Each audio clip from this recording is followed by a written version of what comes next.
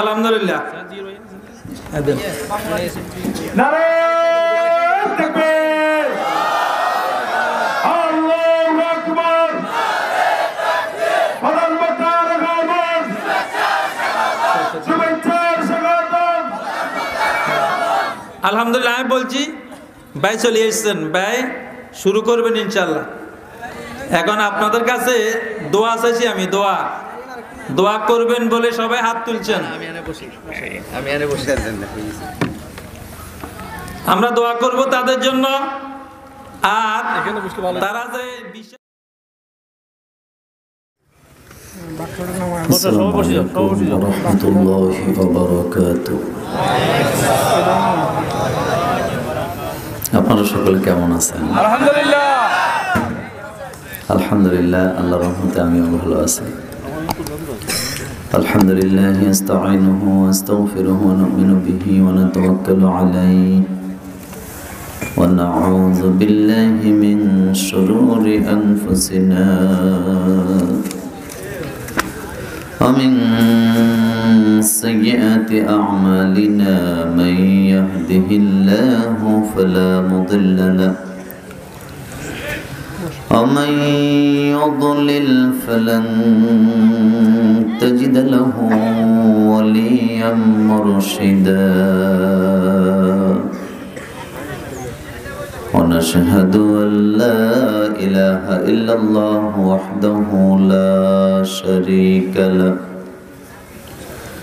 ونشهد أن سيدنا وحبيبنا ومولانا محمدا عبده ورسوله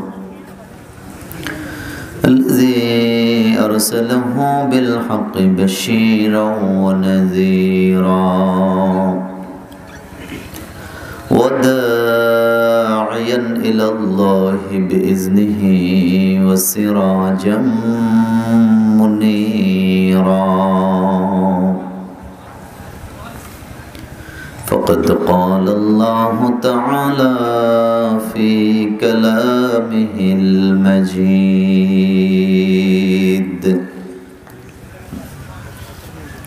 أعوذ بالله من الشيطان الرجيم بسم الله الرحمن الرحيم إن الله وملائكته يصلون على النبي يا أيها الذين آمنوا صلوا عليه وسلموا تسليما شكل درود إبراهيم পড়েন اللهم صل على محمد وعلى آل محمد كما صليت على إبراهيم وعلى آل إبراهيم إنك حميد مجيد اللهم بارك على محمد وعلى آل محمد كما باركت على إبراهيم وعلى آل إبراهيم إنك حميد مجيد সকল প্রশংসা কার? সে আল্লাহর জন্য সকলে পড়েন আলহামদুলিল্লাহ। ربنا لك الحمد حمدا كثيرا طيبا مباركا فيه প্রশংসা করলেন কার? লাভ হয়েছে কার? আল্লাহ যেন আমাদেরকে কবুল করেন, আমরা বলি আমিন। আজকের এই মাহফিল বন্দন সমাজ সংঘের উদ্যোগে আজকের এই তাফসিরুল কোরআন মাহফিল, এই মাহফিলটিতে সভাপতিত্ব করছেন সর্বজনাব আমাদের অত্যন্ত প্রিয় মোহাম্মদ জসিমউদ্দিন, সম্মানিত সেক্রেটারি হাজি ইয়াকুব আলী জামে মসজিদ। আজকের মাহফিলটিতে অনেক অতিথি আপনারা দাওয়াত দিয়েছেন। জনাব খন্দকার ইমাম উদ্দিন, জনাব কামাল উদ্দিন, হাফিজুল্লাহ, বেলায়েত হোসেন সোহেল, সম্মানিত সাবেক চেয়ারম্যান ৯ নং নবীপুর ইউনিয়ন, জনাব জিল্লুর রহমান, জনাব মামুনুর রশিদ, জনাব মোহাম্মদ আব্দুল ওহাব, সাবেক চেয়ারম্যান ৯ নং নবীপুর ইউনিয়ন, জনাব মাসুদুর রহমান মাসুদ, স্বত্বাধিকারী রাজদন ব্রিক্সফিল্ড, জনাব মাস্টার আহমদুল্লাহ, বিশিষ্ট সমাজসেবক ও শিক্ষানুরাগী।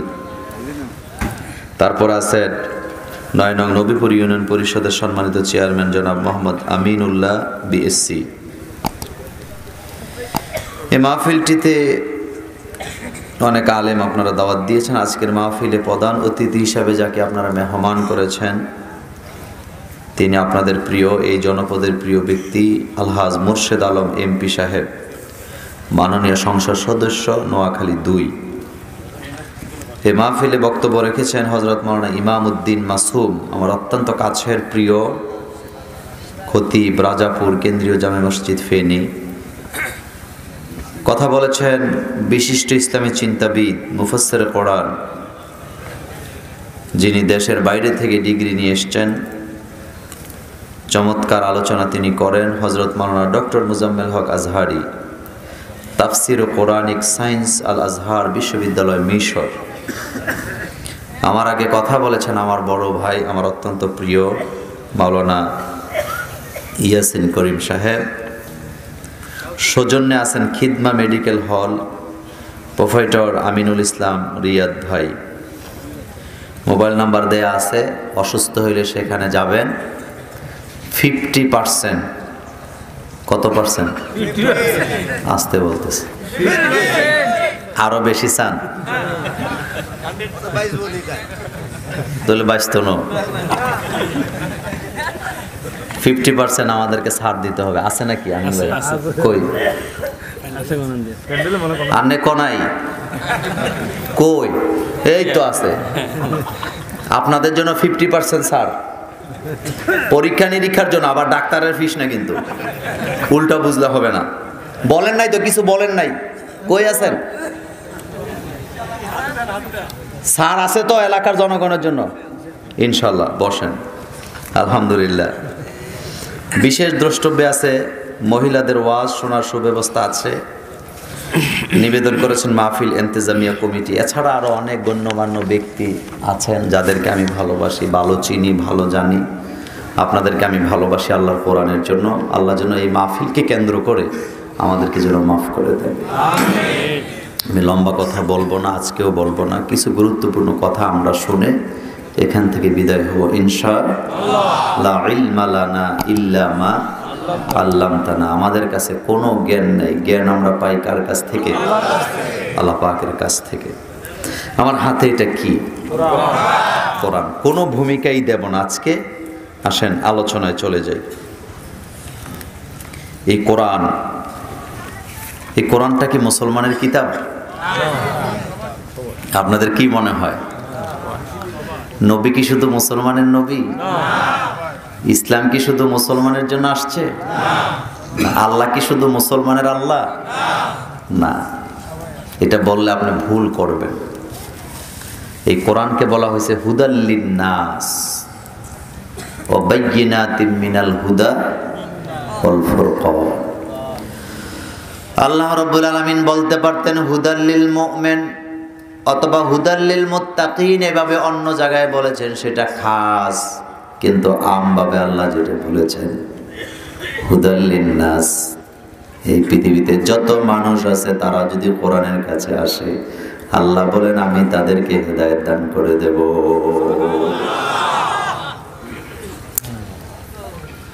ঠান্ডা মাথায় বুঝবেন, গায়ে লাগাবেন না, রাজনীতি বোঝার চেষ্টা করবেন না। আগেই বলে দিলাম, বিশ্বনবী যেদিন পৃথিবীতে আসেন তিনার চাচা আবু তালিবের বয়স ছিল বরাবর ৩৫ বছর। কয় বছর? যুবকদের কাছে জানতে চাই কয় বছর? কার বয়স? বিশ্বনবীর কি হয়? বাতিজা জন্ম নিয়েছেন। মুহাম্মদ সাল্লাল্লাহু আলাইহি ওয়াসাল্লামের আব্বা আব্দুল্লাহ আগে দুনিয়া থেকে বিদায় হয়ে গেছে। স্বাভাবিক পর্যায়ে আমার ভাইয়েরা, সন্তান যখন জন্ম নেয় বাবা খুশিতে বাজারের মিষ্টি নিয়ে জনগণকে খাওয়ায়। আর বিশ্বনবী দুনিয়াতে আসলেন, তার চাচা আবু তালিব খেজুরের পোটলা নিয়ে মক্কার অলিতে গলিতে ঘুরতেছেন, আনন্দ বন্টন করছেন, খেজুর খাওয়াচ্ছেন। জোরে কান সুবহানাল্লাহ। চাচার নাম? বয়স কত? ৩৫ বছর। আমার ভাইয়েরা, রাতের বেলা ঘুমাতে যায়। স্বাভাবিক পর্যায়ে বিবির সাথে ঘুমাবার কথা, বিবিকে সময় দেয়, কিন্তু সবচেয়ে বেশি সময় দেয় মুহাম্মদ সাল্লাল্লাহু আলাইহি ওয়াসাল্লামকে। রাতের বেলা ঘুম থেকে যখন জাগ্রত হয়, বাতিজার বিছানায় চলে যায়। লোকেরা বলে এখানে আসো কেন? আবু তালিব কয়, বাতিজার চেহারা না দেখলে আমি আবু তালিবের ঘুম আসে না। সিরিয়াতে ব্যবসা করতে যাবেন কাফেলা নিয়ে। কে কে? কার চাচা? ব্যবসা করার জন্য সিরিয়াতে রওনা দিস। কাফেলা সাজালেন, মালপত্র সব প্যাকেটিং করা শেষ। বিদায় নিতে যেয়ে ডাইরেক্ট জানায় দিলেন, আমি আমার ভাতিজাকে ছাড়া যাব না। পরিবারের লোকেরা বললেন, তুমি তোমার ভাতিজাকে কেন নিতে চাও? তিনি দুইটা কথা বললেন। এক নাম্বার কারণ, লম্বা সফর, আমি ভাতিজাকে না দেখে থাকতে পারবো না। আর দুই নাম্বার কারণ, মুহাম্মদ সাল্লাল্লাহু আলাইহি ওয়াসাল্লামকে ব্যবসার কাফেলার সাথে নিলেই ডবল ব্যবসা হয়ে যায়। আমার ভাইয়েরা সিরিয়াতে গেলেন ব্যবসা করার জন্য। বাতিজাকে ছাড়া খায় না, বাতিজাকে ছাড়া গোসল করে না। বাতিজাকে এক তাঁবুতে রাখা হলো, নিজে আরেক তাঁবুতে শুইলেন। থাকতে পারেন নাই, মুহাম্মদ সাল্লাল্লাহু আলাইহি ওয়াসাল্লামের তাঁবুতে চলে গেলেন। কাফেলার লোকদেরকে জানায় দিলেন, আমার বাতিজাকে ছাড়া আমার ভালো লাগে না। কাফেলার লোকেরা বললেন, যতদিন তিনি সেখানে ব্যবসায়িক কাজে ছিলেন, একটা দিনের জন্য মুহাম্মদ সাল্লাল্লাহু আলাইহি ওয়াসাল্লামকে নিজের কাঁধ থেকে মাটিতে নামায়া দেয় নাই। এই পৃথিবীতে যদি আশিকে রাসূলদের লিস্ট করা হয়, আমার ভাইয়ের আবু তালিবের নামটা সবার উপরে থাকার সম্ভাবনা আছে না নাই? ফতোয়া দিতে আসেনি, আপনাদের কাছে জানতে চাই, এত কিছু করার পরে আবু তালিব জান্নাতি না জাহান্নামী? কথাটা আসতে হয়েছে। এটা মোল্লার কথা না আল্লাহর কথা? আমার ভাইয়েরা জান্নাতে যেতে পারেন নাই, বুখারীর হাদিস পড়ে দেখেন।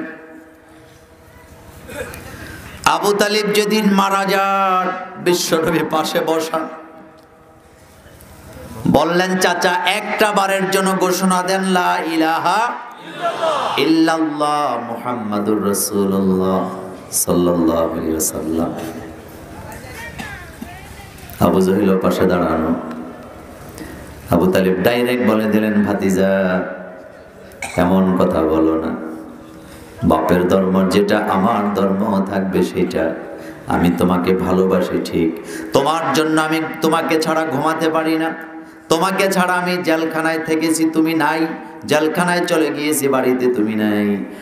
সুতরাং এমন কথা বলো না, কারণ আমি যদি কালিমা পড়ি, দল ত্যাগ করি, মরার পরে লোকেরা আমার সমালোচনা করবে।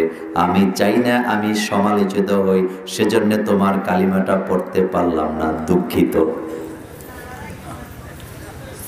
আল্লাহর নবী বারবার বললেন, চাচা একবার পড়েন, আমি আপনার দায়িত্ব নেব। আল্লাহু আকবার। মাত্র একবার আপনি পড়েন কালিমাটা, আমি জান্নাতে নেওয়ার দায়িত্বটা নিয়ে নেব। আমার ভাইয়েরা, বারবার চেষ্টা করলেন কিন্তু নবীজি কালিমা তাকে পড়াতে পারেন নাই। এক পর্যায়ে আবু জহিল তাকে ইশারা দিয়ে বললেন, খবরদার এই কাজ করবা না। আল্লাহ জানায় দিলেন, ইন্নাকা লা তাহদি মান আহবাবতা ওয়ালাকিন্নাল্লাহা ইয়াহদি মান ইয়াশা। আপনি ডইলা আপনি সাইদা কোনো লাভ নাই, কারণ যার কপালে হেদায়েত নাই আপনি ভালোবেসে তাকে হেদায়েত দিতে পারবেন না। যুবক ভাইরা, হেদায়েতের চাবি কার কাছে? যেমন কোন বক্তাকে যদি আল্লাহ হেদায়েতের দায়িত্ব দিতেন, বক্তা ওয়াজ করে আগে সবাই হেদায়েত করে দিত কি দিত না? মাহফিল শুনবে, হেদায়েত হবে না এমন মানুষ আছে না নাই? এই জন্য নবীজি বেশি বেশি করে হেদায়েতের দোয়া করতেন।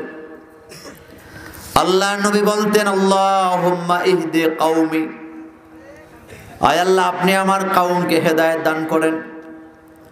নবীজি বারবার বলতেন, রব্বানা লা তুযিগ কুলুবানা বা'দা ইয হাদাইতানা ওয়া হাব লানা মিন লাদুনকা রাহমাতান ইন্নাকা আনতাল ওয়াহ্হাব।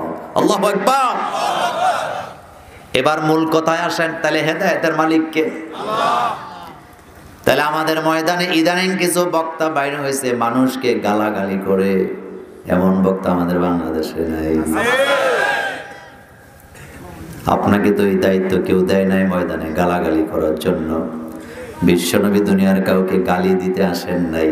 বিশ্বনবীর দায়িত্ব ছিল কোরআন আর কোরআনের আন্দোলনের দাওয়াত দেওয়া, আর কে মানবে কে মানবে না সেই দায়িত্বটা কার?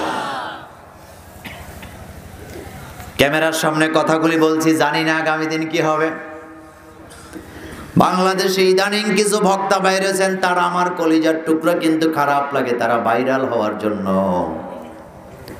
পরিকল্পিতভাবে মাহফিলের ভিতরে ঝগড়া লাগায়, মারামারি লাগায়, গুতাগুতি লাগায়া ক্যামেরাম্যানের কয় রেকর্ড কর, কালকা সাইরা দিবি, পরশুদিন আমারে আর পায়কে সারা বাংলাদেশ আমারে চিনবে।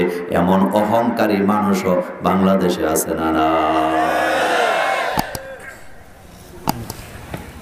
পৃথিবীর একজন নবী কাজ করেন নাই, করছে না? পৃথিবীর একজন নবীকে খুঁজে পাওয়া যাবে দাওয়াতি কাজ করতে যে মানুষকে গালি দিয়েছেন? একজন নবীকেও খুঁজে পাওয়া যাবে না দাওয়াতের ময়দানে ঝগড়া লাগাইছেন।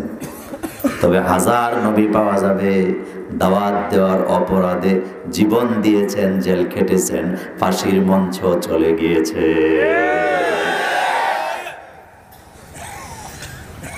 আমার যুবক ভাইদের কাছে আমি মোল্লা নাজিমের প্রশ্ন, দূরে যাওয়ার দরকার নাই। আমার মাতৃভূমি বাংলাদেশও আমরা কিছু কোরআনের দায়ীকে দেখেছি, কোরআনের আন্দোলন করার অপরাধে তাদের ফাঁসি হয়েছে, কিন্তু তারপরেও জীবনে তারা কাউকে একটা গালি দিয়েছেন এমন প্রমাণ কারো কাছে আছে নাকি?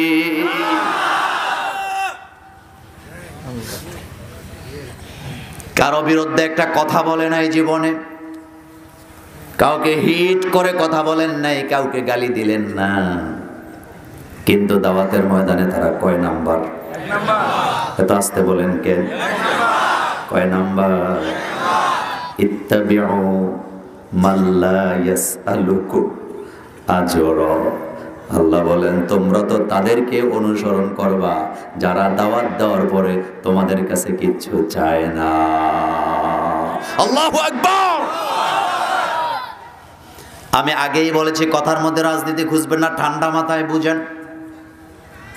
তাহলে এই ধরনের রুগী মার্কা বক্তা আমাদের বাংলাদেশে আছে না নাই? মতলব কিন্তু ভালো না।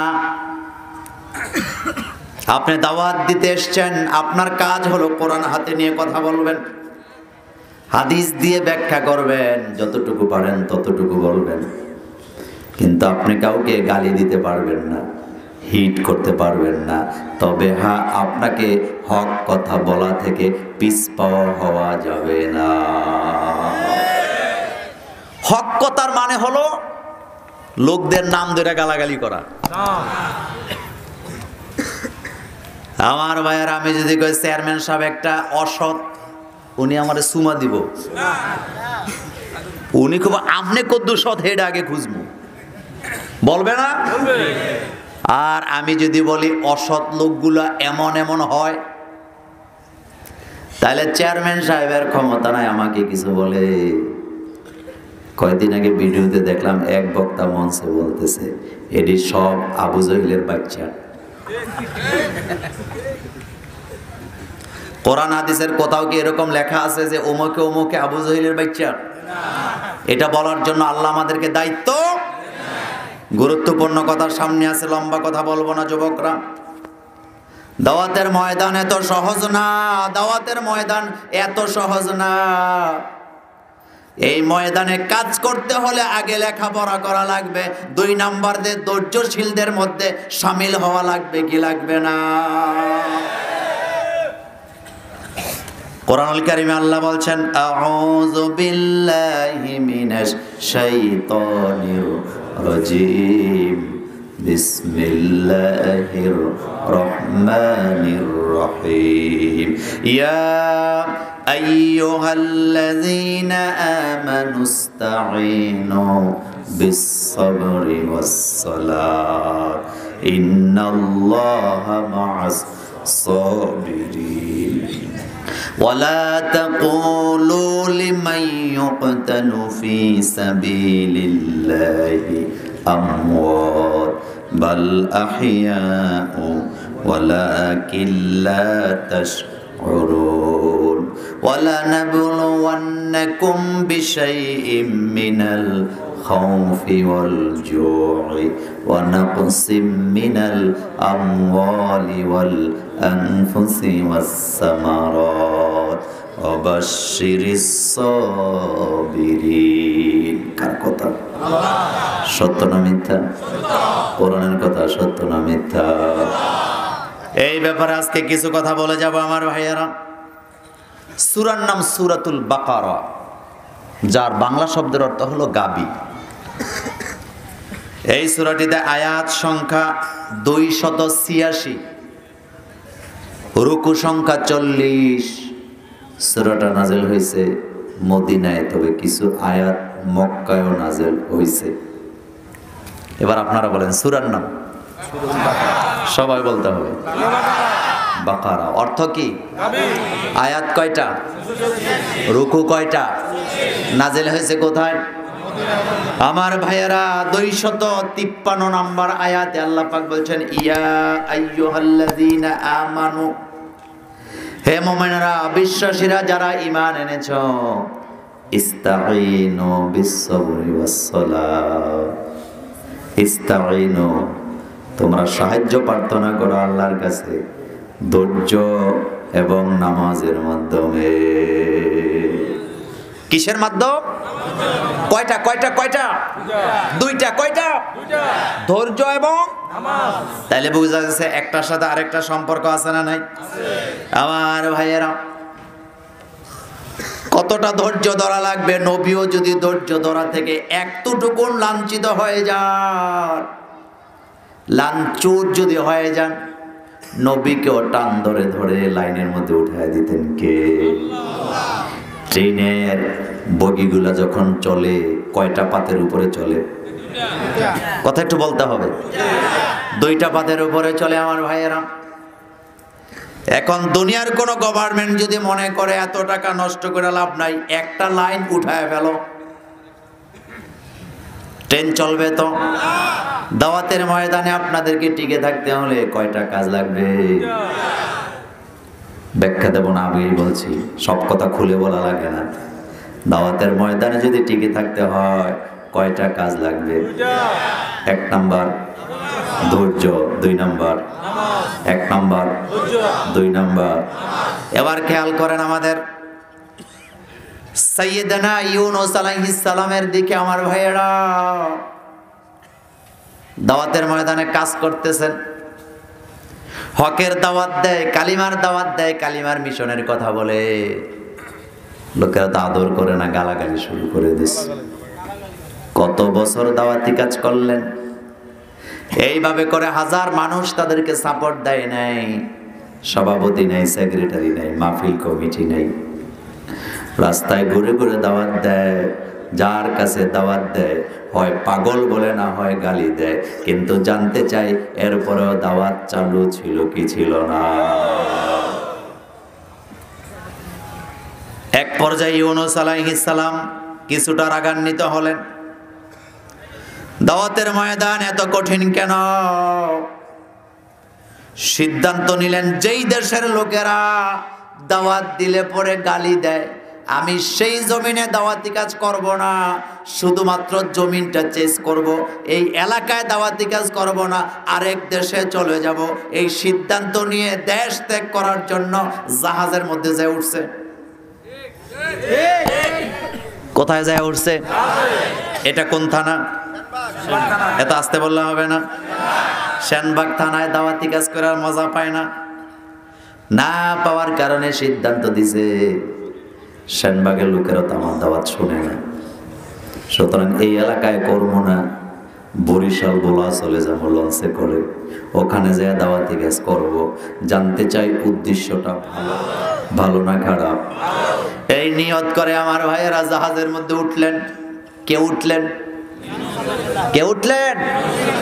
দাওয়াতি কাজ করতে যাবেন। জাহাজের মধ্যে যখন উঠলেন আমার ভাইয়েরা,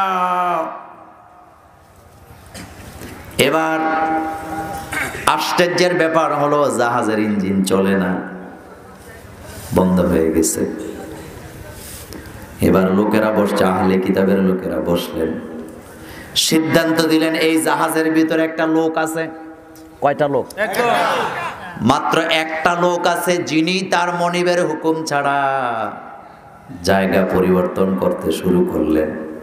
এই লোকটাকে নামায় দিবা না যতক্ষণ তোমাদের জাহাজের ইঞ্জিন চালু হবে না ততক্ষণ। আজকে দাওয়াতের ময়দানে কেউ একটা গালি দিলে, ধমকি দিলে আমরা শেষ, এমন আছে না নাই? ডাইরেক্ট বলে দেয়, আপনি অমুক দলের লোক, আমার কাছে আইয়েন না, আল্লাহর হস্তে 10 বছর পরে আইয়েন, এখন বিপদে আছি।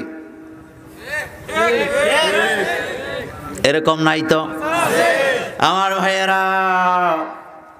কে কোন দল করেন সেটা আমার জানার বিষয় নয়, কিন্তু মুসলমান যখন হয়েছেন, ঈমান যখন এনেছেন, আপনাকে গড় থেকে মাঠ পর্যায়ে দাওয়াতি কাজ করা লাগবে কি লাগবে না?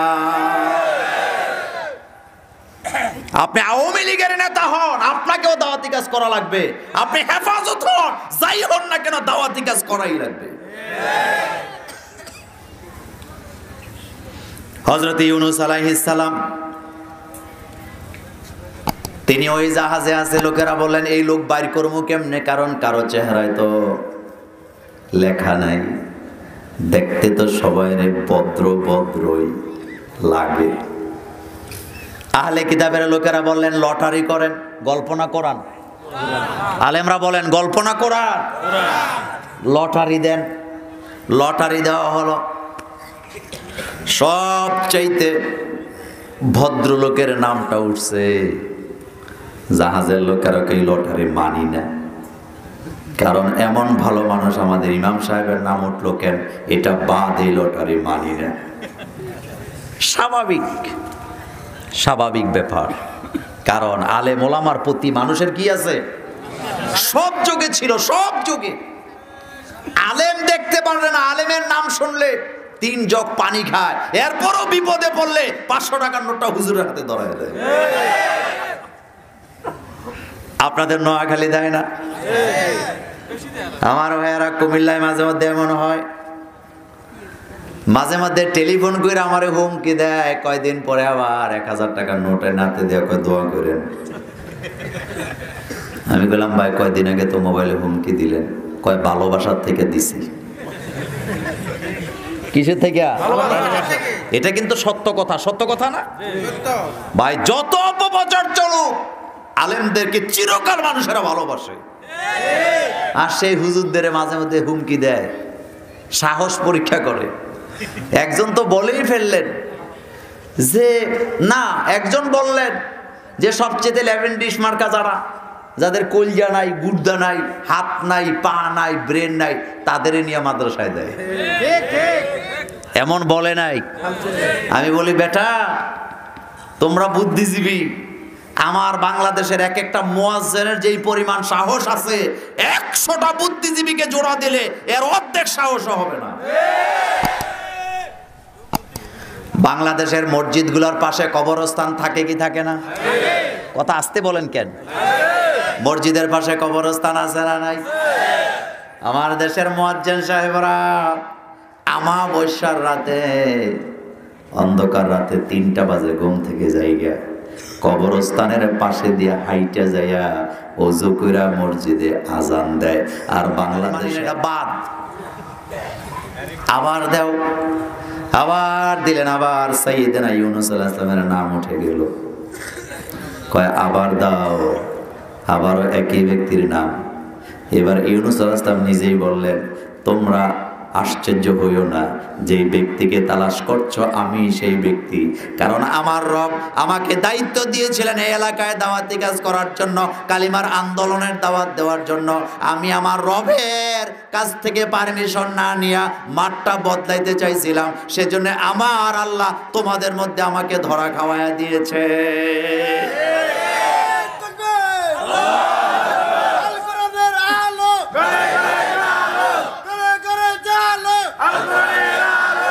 আমার ভাইয়েরা, ইউনূস আলাইহিস সালাম লাফ দিলেন, সমুদ্রে পড়ে গেলেন। কোথায় পড়ে গেলেন? আরো জোরে বলেন, কোথায় পড়ে গেলেন? একটা মাছ এসে তাকে গিলে ফেললেন। জিন্দা মাছ, জিন্দা মানুষ তার পেটে ঢুকে গেছে। আমার ভাইয়েরা, কোন কোন তাফসীরে এসেছে ওই মাছটাকে আবার আরেকটা মাছ গিলে ফেলেছে। তাহলে মাছ হয়েছে কয়টা? মাছ হয়েছে কয়টা? ইউনূস আলাইহিস সালাম বিপদে পড়লেন। আল্লাহ রাব্বুল আলামিন বলেন ওয়াজান্নুন ইয যাহাবা মুগাদিবান ফাযান্না আল্লান নাকদিরা আলাইহি ফানাদা ফিজ যুলুমাত। আল্লাহ রাব্বুল আলামিন বলেন আমার ইউনূস গভীর সমুদ্রের ভিতরে রাতের বেলা যখন বিপদে পড়লেন, ফানাদা ফিজ যুলুমাত, অন্ধকারের ভিতর থেকে তিনি কাউকে ডাকেন নাই, আমি আল্লাহকে ডাকলেন। ডেকে বললেন আল্লাহ ইলাহা ইল্লা আনতা সুবহানাকা ইন্নী কুনতু মিনাজ জালিমিন। আল্লাহু আকবার। ইউনূস আলাইহিস সালাম বললেন আল্লাহ আপনি ছাড়া কোনো ইলাহ আমার নাই, আপনি পুত পবিত্র, আমি জানি আপনি ছাড়া আমার ডাকে কেউ সাড়া দিতে পারবে না। আল্লাহ বলেন ইউনূস যে গভীর রাতে অন্ধকারের ভিতর থেকে বিপদে পড়ার পরে আমি আল্লাহকে ডাকলেন, দুনিয়ার কেউ শোনেন নাই, আমি আল্লাহ আমার ইউনূসের ডাক শুনলাম। ফাস্তাজাবনা লাহু ওয়া নাজ্জাইনাহু মিনাল গাম্মি ওয়া কাযালিকা নুনজিল মুমিনিন। আমি আমার ইউনূসের ডাক শুধু শুনি নাই, জবাবও দিয়ে দিলাম, বিপদ থেকে বাঁচায় দিলাম। ওয়া কাযালিকা নুনজিল মুমিনিন, এভাবে করে কিয়ামত পর্যন্ত দাওয়াতের ময়দানে যারাই বিপদে পড়ে আমাকে ডাকবে আমি আল্লাহ সেভাবে করে তাদেরকে বাঁচায় দেব।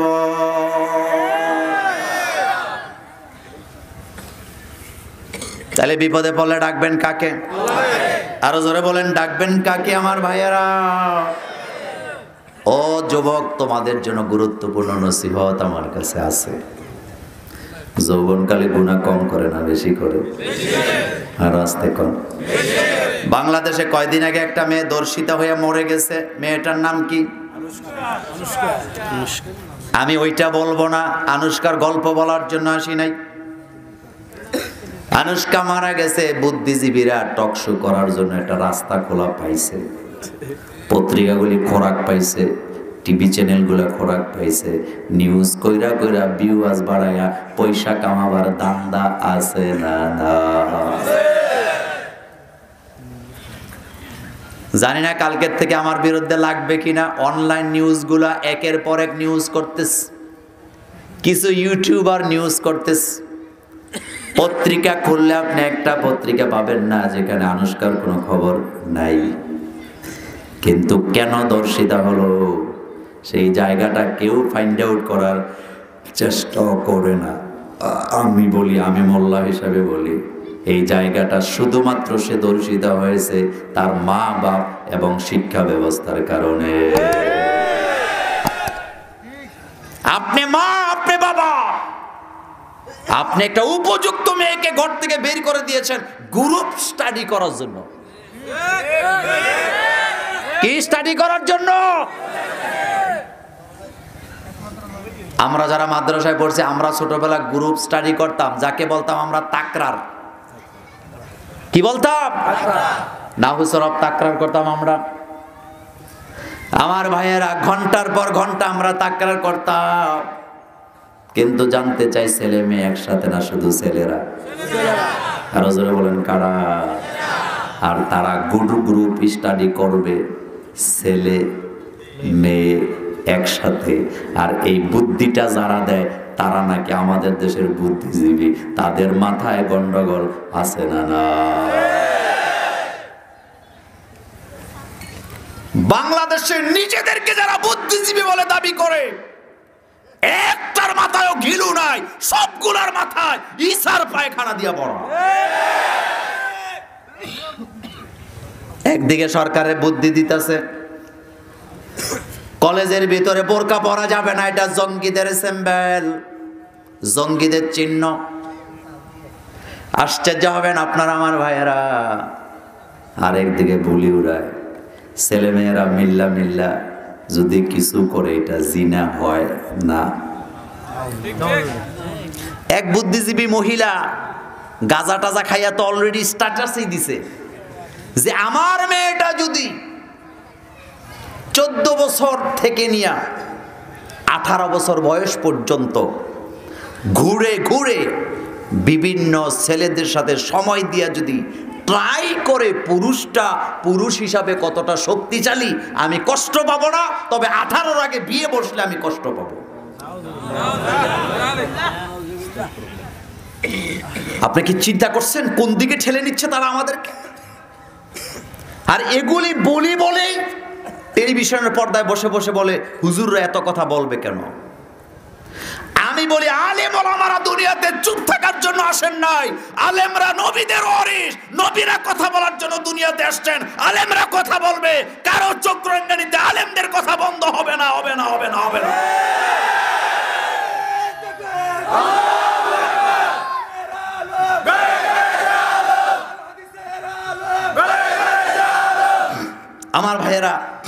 আমার ভাইয়েরা কয়দিন আগে তো এমন ভাবে বলা বলি শুরু করলেন যে ছেলে মেয়ে যদি মিল থাকে কাছাকাছি বসলে কোনো অপরাধ নাই।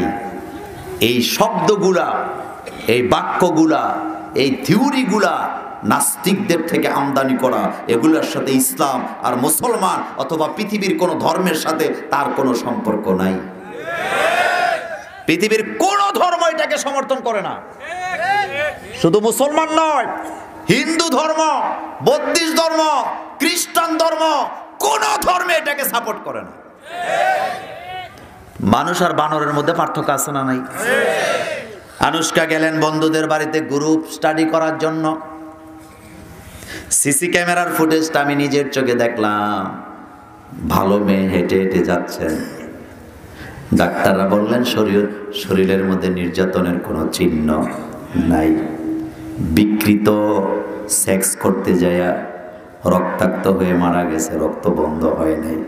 আমি বললাম এটার জন্য পর্দা না থাকাটাই দায়ী, কারণ যে মেয়েরা পর্দায় থাকে সে কখনো বন্ধুর বাড়িতে এভাবে বেড়াতে যেতে পারে না।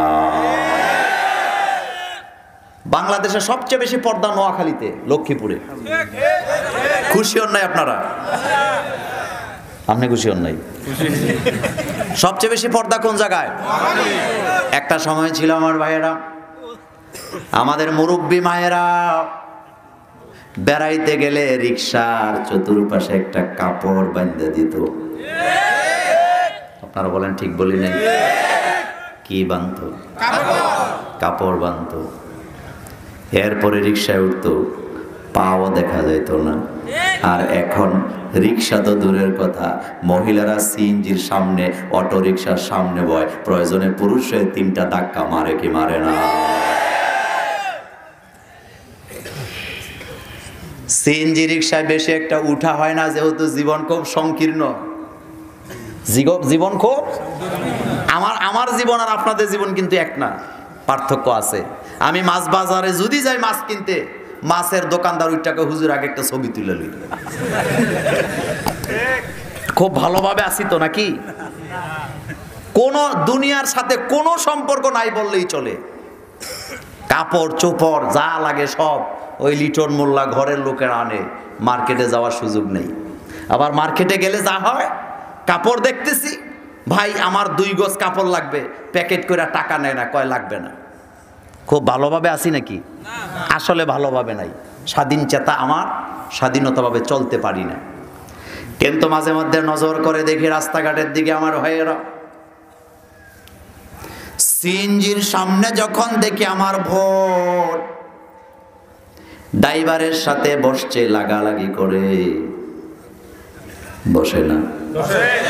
বসে না, সামনের সিটটা বড়ই ছোট, এরপরও পয়সার জন্য আমার ড্রাইভার ভাইয়েরা 3 জন উঠায়। এখন আপনাদের কাছে জানতে চাই, সামনে ড্রাইভার মাঝখানে বসার পরে যদি আরো 2টা লোক 2 দিক দিয়ে বসে, আর সেটা যদি হয় নারী, তাহলে ওই ড্রাইভারের শরীর ঠান্ডা থাকবে না গরম হবে? তাহলে গরমের ঠেলায় টাকের সাথে ধাক্কা দেওয়ার সম্ভাবনা আছে না? না, পর্দা কি আল্লাহ এমনি এমনি ফরজ করে দিলেন? আল্লাহ বলেন ওয়াকারনা ফি বুয়ুতিকুন্না ওয়ালা তাবাররাজনা তাবাররুজাল জাহিলিয়াতিল উলা। আল্লাহু আকবার বলো। আনুষ্কা যদি পর্দা করত, বোরকা যদি পড়তেন, কালিমা যদি তার মধ্যে থাকতো, কোরআনের আয়াত যদি তার বুকে ধারণ করত, তাহলে জীবনে কোনোদিন গ্রুপ স্টাডির নামে বন্ধুদের বাড়িতেও যেত না। আর এইভাবে করে লাঞ্ছিত অপমানিত হইয়া দুনিয়া থেকে বিদায় হওয়ার কোনো সম্ভাবনাও ছিল না। একজন আমার মেসেজ করছে, হুজুর আনুষ্কার জন্য দোয়া করেন, জায়েজ হইবনি? চিন্তা করছেন? অর্থাৎ এটা কেন বলছে? মানে ভয় পাইতেছে, দোয়া করব না বদদোয়া করব? কথা বুঝেন নাই? কিছু মানুষ মারা গেলে, একেবারে বাস্তব কথা, কিছু মানুষ মারা গেলে, কিছু বুদ্ধিজীবী আছে মারা গেলে বাংলাদেশের তাওহীদি জনতা চিন্তায় পড়ে যায়, কোন দোয়া পড়বো না পড়বো।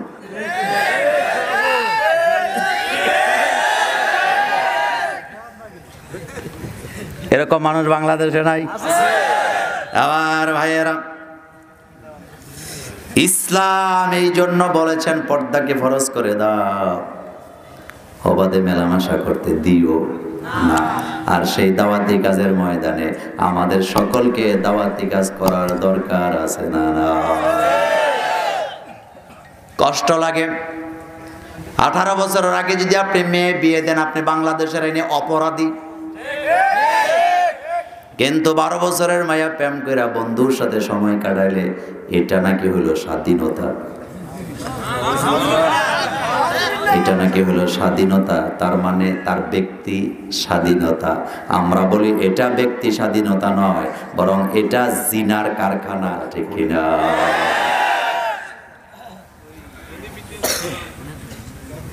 আমার ভাইয়েরা, দাওয়াতি কাজ চলবে না বন্ধ হবে? আগে নিজের ঘরে না বাইরে? এ যুবক, আনুষ্কা যেই ঘটনা ঘটায় গেল, মেয়ের মা বলতেছে মেয়ের পক্ষে কথা, ছেলের মা বলতেছে ছেলের পক্ষে কথা, কিন্তু আমরা 2 জনের একজনের পক্ষেও কথা বলবো না। তার কারণ তারা যে একসাথে বন্ধুত্ব করছে, গালে গালে গাল লাগায় ছবি তুলছে, এটা কিন্তু ইসলাম সমর্থন করে না। এখন যদি ছেলেটার নাম কি, দিহান, যদি বলে আমি বিপদে পড়ছি বা মেয়ে আমারে ডাকছে, তাহলে তে আরো ডবল অপরাধী। কারণ এই কারণটা আবিষ্কার করি আমার যুবক, ঠান্ডা মাথায় শুনে রাখো। ইউসুফ আলাইহিস সালামের ব্যাপারে আল্লাহ কোরআনুল কারীমে কি সুন্দর করে বললেন। জুলেখা ইউসুফ আলাইহিস সালামকে দাওয়াত দিল নিজের বাড়িতে। 10টা গেট ছিল। কয়টা গেট? 1টা গেট ঢুকায়া তালা মারলেন, আরেকটা ঢুকালেন, আরেকটা ঢুকায়া 10টা গেটের ভিতরে নিয়া জুলেখা ইউসুফ আলাইহিস সালামকে নিয়ে এমন একটা রুমের ভিতরে আটকায় দিলেন, যেই রুমের দেয়ালগুলোতে উলঙ্গ ছবি আঁকা ছিল, যেটা বর্তমান ডিজিটাল পদ্ধতিতে হইল ল্যাংটা ল্যাংটির ছবি। এটাকে ব্লু ফিল্ম বলে অনেকে, আমি এগুলারে ব্লু ফিল্ম বলি না, এত ইংরেজি দরকার নেই, সোজা কথা ল্যাংটা ল্যাংটি ছবি। এ যুবক কান পেতে শোনো, এটা এখন ডিজিটাল হয়েছে, আগে ছিল দেয়ালে অঙ্কিত হতো। মাঝখানে এই ধরনের ল্যাংটা ল্যাংটির বই পাওয়া যেত। কি পাওয়া যেত? কি পাওয়া যেত? ছাত্র জীবনের কথা। গুলিস্তান থেকে বাসে উঠবো, তোমাদের জন্য গুরুত্বপূর্ণ কথা মনে রাখতে হবে। গুলিস্তান থেকে বাসে উঠবো, গুলিস্তানের পাশে বিভিন্ন বই বিক্রি করতো, আপনাদের মনে আছে না? দোকানের পাশে আজ্ঞায় গেছি, মাদ্রাসার ছাত্র তখন। আমার ভাইয়ের আশ্চর্য হয়ে গেলাম, তখন তো সবেমাত্র যুবক। পৃথিবীর কোন মানুষ যে যুবক হয়, যৌবন প্রাপ্ত হয়, এটা ডাক্তারি পরীক্ষা লাগে না, স্বপ্ন যুগে তার রব খবর দিয়ে দেয়। ডাক্তারি পরীক্ষা লাগে? অথবা আপনি কি আপনার ছেলেকে নিয়ে ডাক্তারের কাছে যাবেন যে ডাক্তার সাহেব পরীক্ষা করে দেখেন তো আমার ছেলেটা বালেগ হয়েছে কিনা? কোনো দরকার নেই। সে যদি বোকাও হয়, রাতের বেলা স্বপ্ন যুগে আল্লাহ তাকে অ্যাডাল্ট হওয়ার খবর দিয়ে দিবে। বোকা মানুষ বিয়া করে ছেলে মেয়ে হয় না? কথা কয় না? হয় না? তো বুঝলো কেমনে? কে বুঝাইছে? কে বুঝিয়েছেন? আর আমাদের বুদ্ধিজীবীরা কয় ছেলে মেয়েদেরকে ছোট কাল থেকে সেক্সের ব্যাপারে জ্ঞান দিলে তার আর এগুলা করবে না। আমরা বললাম বেটা, নদীতে বাদ দিয়া জোয়ার বন্ধ করা যায় না, আর ছেড়ে দিলে তো সব ভেঙে খান খান হয়ে যাবে। চিন্তা করছেন? কয়েকদিন ধরে টকশো গুলাতে শুধু বলতেছে, তাও লজ্জাশীল কতগুলা নারীরা ডাইরেক্ট বলতেছে ছেলে মেয়েগুলাকে সেক্সের ব্যাপারে যদি ওপেন খোলামেলা শিখাই দেওয়া যায় তাহলে সবকিছু ঠিক হয়ে যাবে। আসলে লুচ্চা যারা, লুচ্চামি ছাড়া মাথায় আর কিচ্ছু নেই। আরে বেটা, এটা লজ্জার ব্যাপার, এটাকে ঢেকে রাখো। তোমার রব এটাকে ঢাকনা দিয়ে রেখেছেন। আমি যেদিন অ্যাডাল্ট হয়েছি, ডাক্তার আমাকে পরীক্ষা করেন নাই, স্বপ্নের মধ্যে আল্লাহ আমাকে শিখাইয়া দিছে যে তুমি অ্যাডাল্ট হয়ে গেছো। হোক সে নারী, হোক সে পুরুষ, হোক সে চালাক, হোক সে বোকা, যদি পাগলও হয়। আমাদের বাংলাদেশে মেন্টাল হসপিটাল কোথায় অবস্থিত? আরো জোরে কোন? পাবনা থেকে একটা পাগল দৈরাই না যদি একটা মায়ের সাথে বিয়ে করান, 1 বছরের মাথায় বাচ্চা বোধহয় হবে না। এটা বুঝাইছে কে? আল্লাহ। কে বুঝিয়েছেন? আল্লাহ পাক। এটা লজ্জার জিনিস, এটাকে ঢেকে রাখো। আরে আমাদের ইসলাম কি বলে? মা আয়েশা বলেন, রাসূল সাল্লাল্লাহু আলাইহি ওয়াসাল্লামের স্ত্রী ছিলাম আমি, বিশ্বনবী কোনদিন আমার লজ্জাস্থান দেখে নাই, আমিও বিশ্বনবীর লজ্জাস্থান দেখি নাই। চিন্তা করছেন আপনি? আপনি চিন্তা করতে পারেন?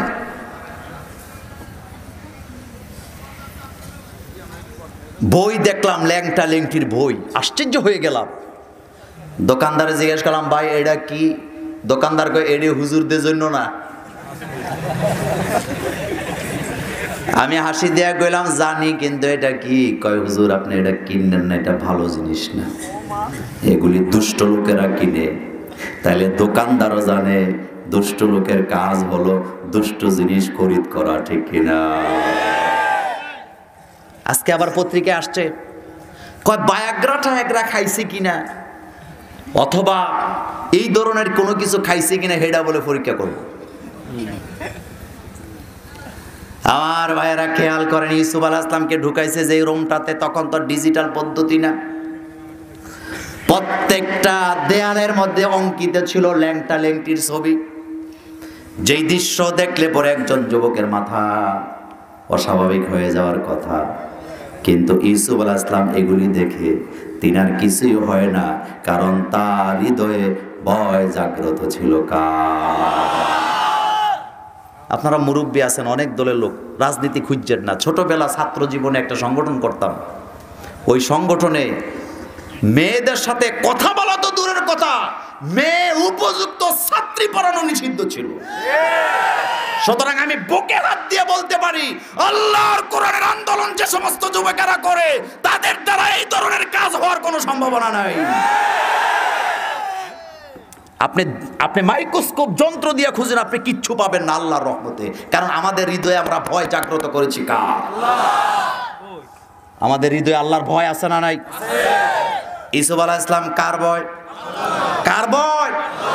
গল্প শোনাচ্ছি না, কোরআন শোনাচ্ছি। চতুর্দিকে অঙ্কিত লঙ্কা ছবি। জুলেখা ইউসুফ আলাইহিস সালামকে আক্রাতে চায়, ইউসুফ আলাইহিস সালাম সেখান থেকে চলে যেতে চায়। কোরআনের ভাষা আল্লাহ বলেন হাম্মা বিহা ও হাম্মাদ বিহা, দুটি শব্দ। ইউসুফ আলাইহিস সালাম ভাবতেছে জুলেখাকে নিয়ে, আর জুলেখা ভাবতেছেন ইউসুফকে নিয়ে। সুবহানাল্লাহ, সুবহানাল্লাহ। এখন যুবক তুমি বলবো একজন বোধহয় আরেকজনকে নিয়ে চিন্তা করে না, দুইজনের চিন্তা কিন্তু এক না।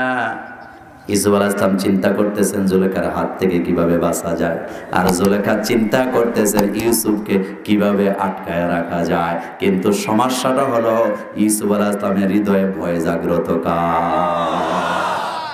তিনি তো আল্লাহর ভয়ে আছেন। তিনি কার ভয়ে আছেন?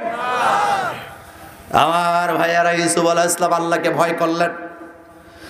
আল্লাহ পাক কোরআনুল কারীমে বললেন, আমাকে যদি তোমরা ভয় করে চলো, তাহলে আমি তোমাদেরকে ইউসুফ আলাইহিস সালামের মতো সেখান থেকে বের করে দিব। কয়টা তালা? কয়টা তালা? 10টা তালাবদ্ধ গেটের দিকে ইউসুফ আলাইহিস সালাম আল্লাহকে ভয় করে দৌড় দিলেন। ভরসা ছিল কার উপরে? তিনি যখন দৌড় দিলেন, আল্লাহ বলেন ওমাইয়াত্তাকিল্লাহা ইয়াজআল লাহু মাখরাজা। আল্লাহ বলেন আমার ইউসুফ যখন আমাকে ভয় করে তালাবদ্ধ দরজার দিকে দৌড় দিলেন, আমি আমার ইউসুফের জন্য 10টা তালা খুলে ওপেন করে দিলাম। আল্লাহু আকবার। ওয়াত্তাকিল্লাহ ইয়াজআল লাহু মাখরাজা। যুবক তুমি যদি আল্লাহকে ভয় করো, হাজার রাস্তা আল্লাহ তোমার জন্য খুলে দিবে। ইউসুফ আলাইহিস সালামের জন্য দেয় নাই, তিনি দৌড় দিলেন। তিনি দৌড় দিলেন। এবার জুলেখা যখন বুঝলেন দৌড়ায় চলে যাবে, পেছন দিক থেকে জামাটা টেনে ধরছে। কোন দিক থেকে? কোন দিক থেকে? এমন ভাবে ধরছে টানের লগে জামা ছিঁড়া ফেলাইছে। কিন্তু সমস্যাটা হলো চোরের মায়ের চুরি তো চুরি আরো করতেছে। আর আপনারা তো বুঝেন, পরের দিন সকালবেলা ঘুম থেকে উঠে যুবক ইউসুফের বিরুদ্ধে একটা মামলা দিয়ে দিলেন। আজিজে মিশর তাকে কানে কানে জিজ্ঞেস করলো, এই যুবকের বিরুদ্ধে মামলা দিলা কেন? সে বলল, যুবক যে অপরাধী এটা সবাই বিশ্বাস করবে, কারণ ম্যাক্সিমাম যুবক এই বয়সে এই কাজই করে। কিন্তু হিকমত দেখেন, বিচার বসলো, সিদ্ধান্ত আসলো, ইনকানা কামিসুহু কুদ্দা মিন দুবুর ফাকাযাবাত। জানানো হলো জামাটা যদি ইউসুফের সামনে থেকে ছিঁড়া থাকে তাহলে নিঃসন্দেহে ইউসুফ দোষী, আর জামাটা যদি পেছন দিক থেকে ছিঁড়া থাকে তাহলে নিঃসন্দেহে ইউসুফ দোষী। দোষী নয়, বলে ইউসুফ জুলেখা দোষী। আপনারা বলেন জামাটা ছিঁড়ছে কোন দিক থেকে? স্বাভাবিক পর্যায়ে আমি যদি আমার খতিব সাহেবের উপরে হামলা করি, উনি আমার কাছ থেকে বাঁচার জন্য আমার পেছনে ধরবে না সামনে ধরবে? কথা আসতে বলেন কে? সামনে ধরবে। আর আমি যদি ওনার কাছ থেকে বাঁচতে চাই, উনি যদি আমাকে ধরে, উনি আমার কোন জায়গায় ধরবে? আল্লাহ রাব্বুল আলামিন বললেন, জামার ব্যাপারে ঘোষণা দিলেন, ইনকানা কামিসু কুদ্দা মিন দুবুর ফাকাযাবাত ওয়া হুয়া মিনাস সাদিকিন। জামাটা যদি সামনে থেকে ছিঁড়া থাকে আমার ইউসুফ দোষী, আর যদি জামাটা পেছন দিক থেকে ছিঁড়া থাকে জুলেখা দোষী। জামা যখন পরীক্ষা করা হলো, দেখা হলো জামাটা পেছন দিক থেকেই ছিঁড়া। সুতরাং ইউসুফ আলাইহিস সালাম যে নির্দোষ, এতে কোনো সন্দেহ থাকলো না। কিন্তু আজিজ মিশরের বিবি মামলা করেছে, তার বিরুদ্ধে রায় দেওয়ার ক্ষমতা তো কারো নাই, যার কারণে হযরত ইউসুফের বিরুদ্ধে 10 বছরের জেল আছে। না 10 বছরের জেল দিয়ে দিলেন আমার ভাইয়েরা। কিন্তু আল্লাহ রাব্বুল আলামিন বললেন, ফাস্তাজাবা লাহু রাব্বুহু ফাসরাফা আনহু কাইদাহুন্না ইন্নাহু হুয়াস সামিউল আলিম। আল্লাহ বলেন তারা যত ষড়যন্ত্র করুক না কেন, সকল ষড়যন্ত্রের জাল আমি ছিন্ন করে দিয়া আমার ইউসুফকে আমি নির্দোষ প্রমাণ করে দিলাম। আমি আমার ইউসুফকে মিশরের অর্থমন্ত্রী বানায় দিলাম। এরপরে আমার ইউসুফকে আমি মিশরের প্রেসিডেন্ট বানায় দিলাম। হে যুবক, কোন মেয়ের কুপ্রস্তাবে রাজি হইও না। ধৈর্য যদি ধরতে হয়, ইউসুফ আলাইহিস সালামের মতো ধৈর্য ধরো।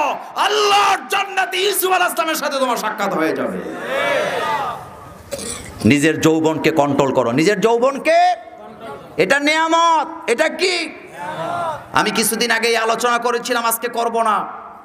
বাংলাদেশের ম্যাক্সিমাম লোকেরা 30-35 বছর 40 বছর বয়সে যৌবন হারায়। কিন্তু আল্লাহর রহমতে আমাদের দেশের বিজ্ঞ আলেম যারা, মসজিদের ইমাম যারা 70 বছর বয়সে বিয়ে করলে বাচ্চা হয়। কথাটা কি খারাপ বললাম? কথাটা কি খারাপ বললাম? আবার অনেকে কয় হুজুর গো ছেলে মেয়ে বেশি হয়। তো তোমারটা ওইব কই থেকে? তোমারটা তো আগেই ফিউজ হয়ে গেছে।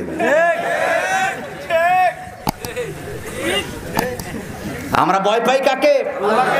আমরা ভয় পাই কাকে? সুতরাং ধরতে হবে। এত আসতে বললে মানে না, কার মতো ধরা লাগবে আমার ভাইয়েরা। দৌড় দিলেন, আল্লাহ বাঁচাই দিলেন, তাকে মিশরের প্রেসিডেন্ট বানায় দিলেন। তাহলে বিপদে পড়লে ধৈর্য ধরতে হবে, সাহায্য চাইতে হবে কার কাছে? এই কথাটা আল্লাহ বলেন, ইয়া আইয়ুহাল্লাযীনা আমানুস্তাঈনু বিস-সাবরি ওয়াস-সালাত ইন্নাল্লাহা মা'আস-সাবিরিন। আল্লাহ বলেন বিপদে যদি পড়ো মুমিনেরা ধৈর্য ধারণ করো, নামাজে দাঁড়াও। হযরতে ফাতেমা রাদিয়াল্লাহু তাআলা আনহা তিনি রাসূলুল্লাহ সাল্লাল্লাহু আলাইহি ওয়াসাল্লামকে জিজ্ঞেস করলেন, বাবা আমি যখন বিপদে পড়ে যাব আমি তখন কি করব? আল্লাহর নবী বললেন, তুমি নামাজে দাঁড়াও, ধৈর্য ধারণ করো। আর ধৈর্য ধারণ করবা ততক্ষণ তোমার মৃত্যু চলে আসে না, যতক্ষণ এই ধৈর্যের রেজাল্ট হিসাবে আল্লাহ তোমাকে বিজয় দান করে দিবে। 12 বছরে কায়েদ, 12 বছরে। কিন্তু কায়েদ যারা হয়েছে তারা এখন টের পাইছে কায়েদ হয়ে লাভ নাই, বিজয় কিন্তু মুমিনেরই হয়। বাংলাদেশে কোরআনের ভবিষ্যৎ উজ্জ্বল না অন্ধকার? এত আসতে বললে আমি নেব না, এত আসতে বললে নেব না। কারণ কোরআন হক। কুল জাআল হক ওয়া জাহাকাল বাতিল ইন্নাল বাতিলা কানা যাহুকা। বিজ্ঞানীরা কয় অন্ধকারের কোনো অস্তিত্বই নাই, আলোর বিপরীতে যেটা আসে সেটাই অন্ধকার। কিন্তু আল্লাহ বলেন আলিফ লাম রা কিতাবুন আনজালনাহু ইলাইকা লিতুখরিজান নাস মিনাজ যুলুমাতি ইলান নূর। এই কোরআন আমি নাযিল করেছি মানব মণ্ডলীকে অন্ধকার থেকে টেনে হেদায়েতের আলোর দিকে নিয়ে যাবে। কিসের আলো? তবে এই হেদায়েত কোরআন থেকে নেওয়া লাগবে। কোথা থেকে নেওয়া লাগবে? কোন বুদ্ধিজীবীর কাছ থেকে নয়, কোন মতখোর গাঁজাখোরের কাছ থেকে নয়, বরং আল্লাহকে যারা ভয় করে চলে, কোরআনের দাওয়াত যারা দেয়, তাদের কাছ থেকে যদি আপনি জ্ঞান নেন, বুদ্ধি নেন, আপনার দুনিয়া এবং আখিরাত কল্যাণ মনে হয়ে যাবে। বুদ্ধিজীবীরা বুদ্ধি দিতে আসে, আসলে নিজের কাছে বুদ্ধি নেই। এরকম আছে না? এরকম আছে না? একটা গল্প বলি, বলবো? মজার গল্প। এক দেশে তাল ছিল না। কি ছিল না? কি ছিল না? তাল। তো তাল কিন্তু দেখতে খানিকটা অদ্ভুত, কারণ গোল, এটার উপর আবার গোমটা দেওয়া থাকে। কি দেওয়া থাকে? রাতের বেলা এলাকায় বৃষ্টি হইছে, কোত্থেকে যেন একটা তাল ওই এলাকায় বাসতে বাসতে উঠছে। উঠার পরে এলাকার এক ব্যক্তি গেছে সকালবেলা পানি আনার জন্য নদীর পাড়ে, যায় দেখে কি যেন একটা ঘুমটা দিয়ে গোলগাল হয়ে বসে আছে। বেচারা এটা দেখার পর এটাকে সামনে নিয়ে দোয়া ইউনুস পড়া শুরু করছে। কি ইউনুস? আপনাদের এলাকায় পড়ে না? কথায় তো আসতে কোন কেন? বিপদে পড়লেই ফাঁসাজাল নিয়া হুজুর রেখে, হুজুর একটু দোয়া ইউনুস পড়ে দিয়ে। সেম দোয়া ইউনুস পড়তেছে। পড়তে পড়তে কিছুক্ষণ পরে আরেকজন আসছে, উনিও পড়তেছে।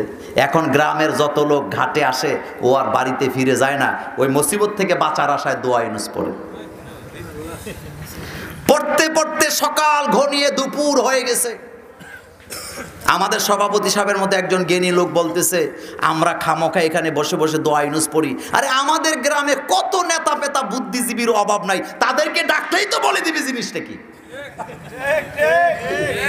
বুঝেন নাই? ডাকছে এই রকমের একজন বুদ্ধিজীবী, মাথায় বুদ্ধির ঠেলায় মাল নাই। থাকবো কেমনে ভাই? যেই জমিনে উর্বরতা থাকে না সেই জমিনে ঘাস খুঁজে পাওয়া যায়।